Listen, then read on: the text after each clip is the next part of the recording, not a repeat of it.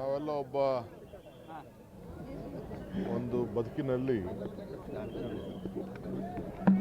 ಒಂದು ಸಾಧನೆ ಮಾಡಿದಂಥ ಒಂದು ದೊಡ್ಡ ಶಕ್ತಿಗೆ ನಮನವನ್ನು ಅರ್ಪಿಸಲಿಕ್ಕೆ ನಾವೆಲ್ಲ ಇಲ್ಲಿಗೆ ಬಂದಿದ್ದೇವೆ. ನನಗೆ ಭೀಮಣ್ಣ ಖಂಡ್ರೆ ಅವರ ಜೊತೆಯಲ್ಲಿ ವಿಧಾನಸಭೆಯಲ್ಲಿ ಕೆಲಸ ಮಾಡೋವಂಥ ಭಾಗ್ಯ 1989 ನಂತರ ಸಿಕ್ಕಿತ್ತು. ಅವ್ರ ಮಂತ್ರಿಯಾಗಿಯೂ ನೋಡಿದ್ದೇನೆ. ಅವರ ಮಗ ವಿಜಯ್ ಕುಮಾರ್ ಖಂಡ್ರೆ ಅವ್ರ ಜೊತೆ ಕೂಡ ಶಾಸಕರಾಗಿದ್ದೇನೆ.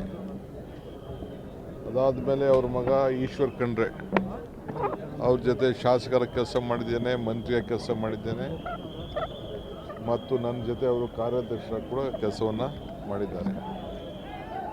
ಈಗ ಅವರ ಮೊಮ್ಮಗ ನಮ್ಮ ಜೊತೆ ಪಾರ್ಲಿಮೆಂಟ್ ಮೆಂಬರಾಗಿ ಕೂಡ ನಾವೆಲ್ಲ ಸಂಘಟನೆ ಮಾಡ್ತಾಯಿದ್ದೀವಿ.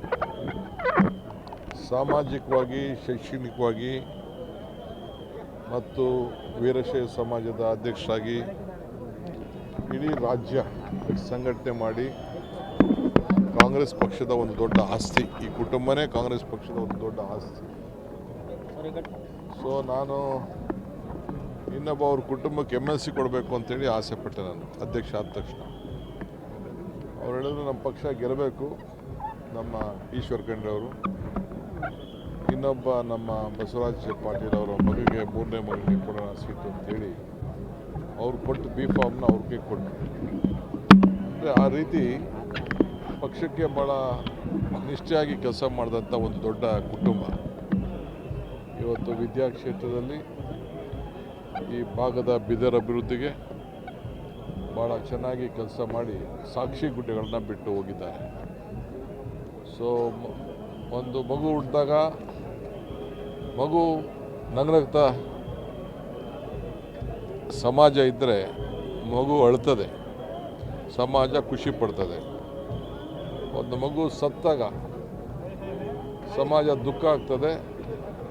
ಏನು ಪರಮಾತ್ಮ ಕರ್ಕೊಂಡಾಗ ಲಿಂಗೈಕ್ಯ ಆದಾಗ ಅವರ ಸಾಧನೆ ಬಗ್ಗೆ ನಾವೆಲ್ಲ ಸ್ಮರಿಸ್ಕೊಳ್ತೀವಿ.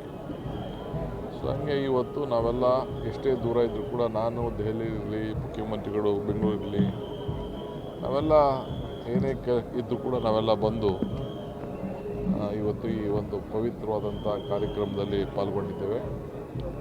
ಮಲ್ಲಿಕಾರ್ಜುನ್ ಖರ್ಗೆ ಸಾಹೇಬರು ಕೂಡ, ಅವರು ಕೂಡ ಬರಲಿಕ್ಕೆ ಭಾಳ ಪ್ರಯತ್ನಪಟ್ಟರು. ಬಟ್ ಅನೇಕ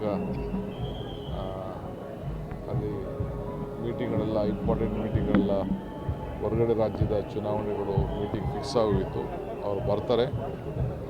ಅವರು ಪಕ್ಷದ ಪರವಾಗಿ ನಾವೆಲ್ಲ ಅವರ ಪ್ರತಿನಿಧಿಗಳಾಗಿ ನಾವೆಲ್ಲ ಇಲ್ಲಿ ಆಗಮಿಸಿದ್ದೇವೆ. ಸರ್ಕಾರ ಪರವಾಗಿ ಇಲ್ಲಿ ಬಂದಿದ್ದೇವೆ.